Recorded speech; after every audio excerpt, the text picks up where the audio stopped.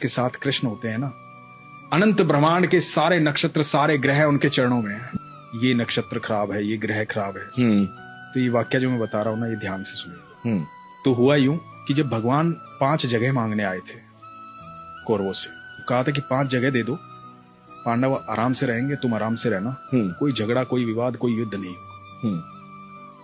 तो शकुनी ने दुर्योधन को कहा कि सुयोधन, इसे बंदी बना लो, ये उनका फेवर लेके आया है। दुर्योधन ने ऐलान कर दिया कि बंदी बना लो। अब ठाकुर जी को कौन बंदी बना सकता है? तो पहली बार ठाकुर जी ने अपने जीवन काल में पहली बार वो ऊर्जा दिखाई थी, वो लाइट दिखाई थी कि मैं हूं को। अब उसके बाद कृष्ण वहां से चले गए कह करके कि अब युद्ध होगा। और धृतराष्ट्र ने राज ज्योतिषी को बुलाया ये जानने के लिए कि क्या होना चाहिए, क्योंकि उन दिनों एस्ट्रोलॉजी बिल्कुल, और आप सोचिए उस समय कितने प्रखंड पंडित होते होंगे, प्रखंड बहुत, मतलब बहुत ग्रह नक्षत्रों की दशाएं कैसे बता देते होंगे। बिल्कुल बिल्कुल। तो राज ज्योतिषी को बुलाया, राज ज्योतिषी से पूछा कि क्या करना चाहिए बताओ। तो राज ज्योतिषी ने कहा कि महाराज, सुयोधन की कुंडली में राजयोग, कोई हरा ही नहीं पाएगा, निश्चित तौर पर विजयी होंगे, निश्चित तौर पर राजा बनेंगे, आप युद्ध करो।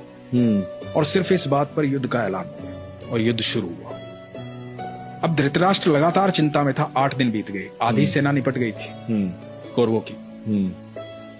अब ये दिखाई दे रहा था साफ साफ कि कौरव हार जाएंगे, पांडव जीतेंगे। तो फिर से बुलाया गया राज ज्योतिषी को। धृतराष्ट्र बैठे हुए हैं, महात्मा विदुर बैठे हुए हैं, और राज ज्योतिषी को पूछा गया कि भाई ये क्या हो रहा है? तो कह रहा था कि सुयोधन राजा बनेंगे। अब तो 8 दिन बीत गए, आधी से ज्यादा सेना निपट चुकी है हमारी। तो पता है राज ज्योतिषी ने क्या कहा था? कि वहां कोई है जिसने नक्षत्रों की दिशाएं बदल डाली, कोई है जो समय और परिधि से परे है, कोई है वहां। तो विदुर ने कहा था कृष्ण है वहां।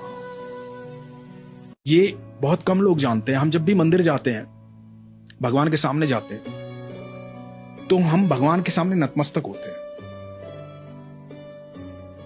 इसके 2 कारण बताता हूं मैं आपको।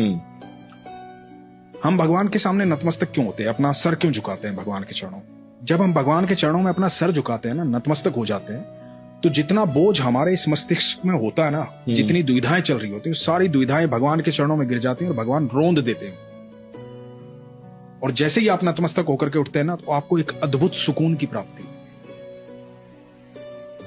और ये क्रिया आप लगातार करते रहते तो आपके जीवन में दुख नहीं आता, क्योंकि आप भगवान के सानिध्य में रहते हैं। क्योंकि दुख की एक खासियत होती है, दुख बड़ा भोला भाला होता है।